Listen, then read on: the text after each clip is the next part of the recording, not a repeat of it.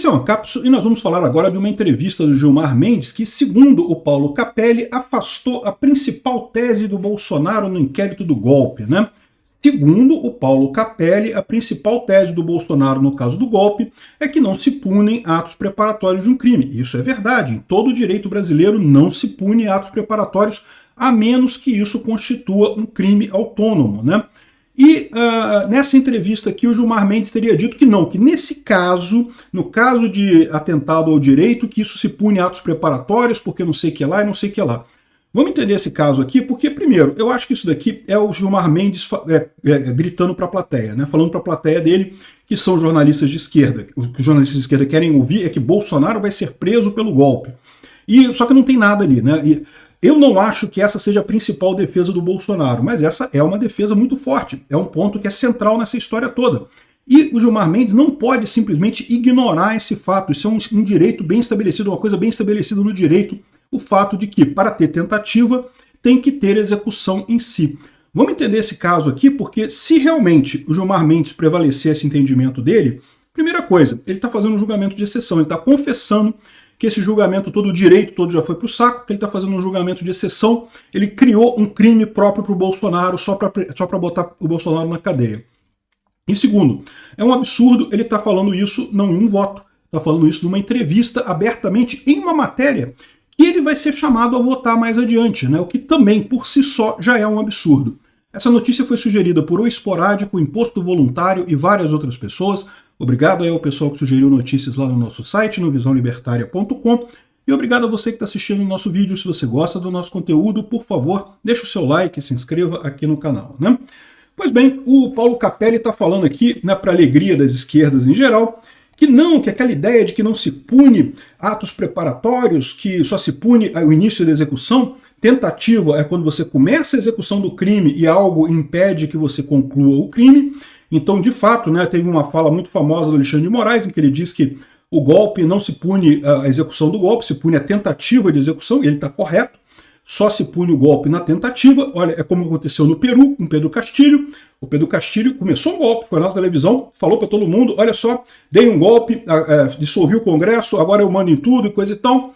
E não deu certo o golpe dele, ele está na cadeia nesse momento. Isso é exatamente um caso clássico de tentativa de golpe. Ele começou a execução do golpe, o golpe deu errado, ele vai para a cadeia. É assim que funciona, o Alexandre de Moraes está correto nisso.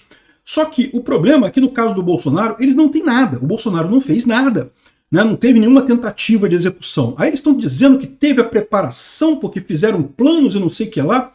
E, de novo, a minha visão nesse caso não é que a principal tese da defesa nem é essa. A principal tese da defesa é que não houve nada, não teve nenhum planejamento de fato, né? Haviam pessoas malucas querendo golpe? Tinha gente maluca perto do Bolsonaro querendo golpe. Quem que queria, eu não sei, mas essas pessoas também não cometeram crime, por quê? Porque elas não tinham capacidade de dar o golpe.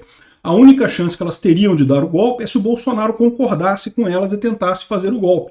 Só que o Bolsonaro não concordou. Então, por mais que eles tivessem elucubrado planos de golpe malucos, isso não é crime, né? Por quê? Porque é crime possível. Não tem como eles fazerem aquele crime, não tem como eles transformarem aquilo na realidade. O Bolsonaro também não fez nada. Então, ou seja, não tem nenhuma tentativa, não tem nada aí, né? Mas, além disso, tem um outro aspecto que é esse, que a gente já colocou aqui várias vezes, que você, no direito brasileiro, a tentativa requer o início da execução.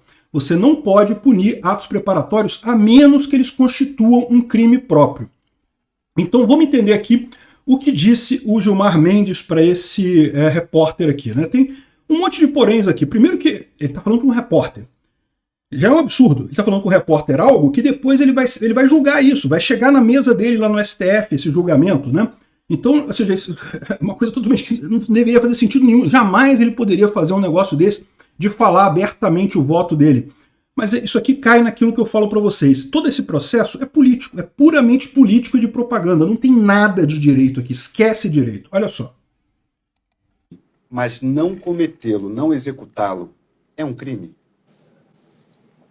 A questão aqui, isso tem sido sempre objeto de discussão, normalmente quando a gente escreve sobre atentar contra o Estado de Direito ou contra o Estado Democrático, nós estamos pensando sempre no modelo tentado, planejado e tentado. O planejar aqui, Porque a sua pergunta traz essa implicitude, a ideia de que, em princípio, atos preparatórios nada tem a ver com a eventual prática de crime. Só que nesses casos de crimes contra o Estado de Direito, crime contra a própria democracia, normalmente nós falamos de atos preparatórios que já são criminalizados. A própria preparação do ato, nesses casos de democracia, configuram... Até porque se o crime não é tentado, mas é bem sucedido, ele se complementa, na verdade, nós não vamos ter mais o Estado de Direito, aquela situação que era ilícita passa a ser lícita, né? Nós vamos ter uma nova ordem. Então é preciso... Mas olha só o que ele está falando. Realmente, se for tentado, mas para tentar tem que começar a executar. Isso é que o repórter está, então se for planejado já é, né? E ele está dando trela, está falando, não, se for planejado já é, porque nesse caso é um crime muito sério e coisa e tal. E por que a Dilma não está na cadeia, então? Porque a Dilma procurou os chefes militares lá na época do impeachment para tentar obter a opinião deles, né? E aparentemente, isso não foi um planejamento de golpe. Se o conceito deles de entrar em contato com alguém para fazer um planejamento já seria isso, né?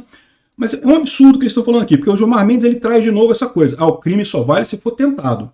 Mas, de novo, o crime tentado em direito é um negócio bem específico. É quando você inicia a execução e a execução falha. Você não é crime tentado se você nem iniciou. Você pode ter planejado, mas não iniciou a execução, isso não é crime tentado. É pior. Precisa entender isto nesse contexto. E as coisas foram muito além de de atos puramente preparatórios, como se fossem atos cerebrinos, né? A gente pode pensar, sei lá, eu senti o Gilmar Mendes meio enrolado nessa fala dele, tá? Não, porque se fossem apenas atos cerebrinos, não, isso que ele está falando é cognição. São várias, o iter criminis, que é o caminho do crime, como se comete um crime, ele tem várias etapas. A primeira etapa é a cognição, quando a coisa está só na cabeça. É o que ele falou aqui. Foi muito além da cognição, de fato. A cognição, começaram atos preparatórios na visão dele, né?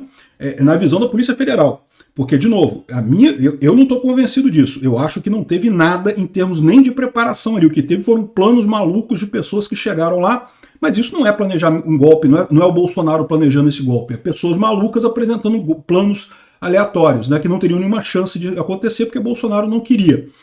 Mas repara como é que ele faz essa confusão.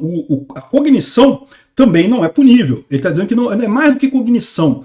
Mas a preparação também não é punível, que é a etapa seguinte. Então, quando as pessoas cometem um crime, a primeira etapa é a cognição, elas pensam na cabeça delas, vou fazer um crime. Depois, elas preparam o crime. E aí, finalmente, começam a execução do crime. Se começam a execução do crime, se eles começam a execução do crime e o crime não dá certo, por algum motivo não conseguem concluir, isso se diz que é o crime tentado. Enquanto é o crime na cognição ou crime nos atos preparatórios, isso não é crime, não é punível de forma alguma, a menos que os atos preparatórios já estejam tipificados em lei. Por exemplo, aqui, tá aqui, coisa de Jus Brasil, básico do direito. Atos preparatórios de um crime são puníveis? Atos preparatórios são aqueles realizados no momento anterior ao da execução do delito. Trata-se da fase entre a cognição ou cogitação e a execução. Exatamente, planejar alguma coisa. Esses atos somente são puníveis quando constituem por si só infração penal. Um exemplo de ato preparatório não punível é a preparação para um sequestro, por exemplo, como comprar cordas para amarrar a vítima. Comprar corda não é um crime, você pode comprar uma corda se você quiser. Agora, mesmo que você esteja comprando a corda para amarrar a vítima, se você não tentou sequestrar a vítima, isso não é crime.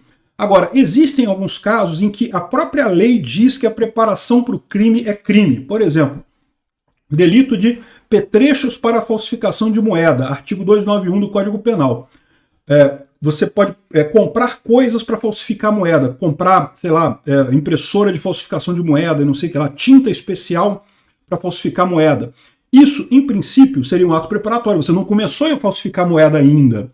Só que existe uma lei que pune já esse tipo de coisa. Então, nesse caso, é punível. A questão é, no caso do atentado ao Estado, né, atentado à democracia e coisa e tal, não há um crime que comine a preparação desses crimes. Então, não tem essa história. Só é crime tentado quando você começa a execução. Então repara como é que o Gilmar Mendes começa a enrolar, dizer que não, porque não é cognição que a gente está falando. Está falando da segunda fase do iter criminis, né? Aí depois tem a terceira fase, que é a execução, e tem a quarta fase, que é o exaurimento, que é quando você acaba com as provas, esconde corpo e não sei o que lá. Eles chamam de exaurimento do crime, né?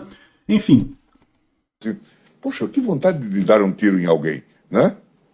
Fiquei no livre pensar, mas não era disso que se cuidava. Quando a gente tem dinheiro entregue para quibes pretos, se isto ocorreu de fato.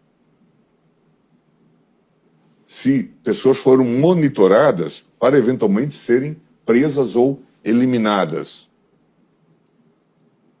Você tem um documento, né, ali de... Documentos e atos.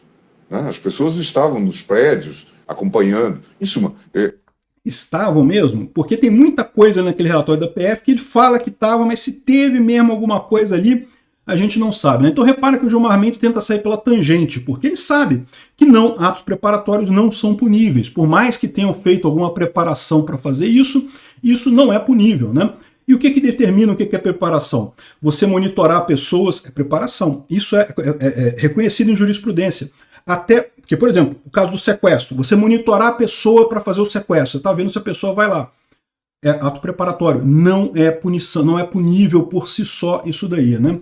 Enfim, o que o Gilmar Mendes falou aqui, o que é um absurdo, porque ele falou isso numa entrevista, não falou isso num voto, então ele está fazendo um negócio aqui que é um absurdo completo, ele está criando um clima de exceção para esse projeto, para esse processo, já é um processo de exceção, um julgamento de exceção, um absurdo completo esse tipo de situação no Brasil. Realmente muito triste o caminho que anda o direito no Brasil com essas falas do Gilmar Mendes e de outras pessoas. Gilmar, isso vai ficar na sua biografia, tá? Isso vai ser lembrado no futuro, esses absurdos todos que você está falando nesse caso aqui. A gente sabe que o STF só tá macho nesse negócio todo, por quê? Porque estava chegando em vocês. Vocês está cheio de coisa de corrupção junto com o PT e vocês estão com medo de serem levados para a vala junto com o PT e por isso trouxeram os corruptos todos de volta aqui para o Brasil. Isso não vai ser esquecido da história, não. A hora vai chegar em que a história vai acertar contas com isso daqui. Não falo de prender ninguém, não falo de coisa ruim nenhuma, eu falo de ficar registrado na história o que realmente aconteceu, o tamanho do absurdo que é esse julgamento de exceção de vocês contra Bolsonaro. Obrigado por assistir o vídeo até o final. Além de curtir, compartilhar e se inscrever no canal, considere se tornar patrocinador com valores a partir de R$ 1,99. Clique no botão Seja Membro abaixo para saber as condições e vantagens de patrocinar o canal. Mais informações sobre o nosso projeto, visite nossos sites indicados na tela.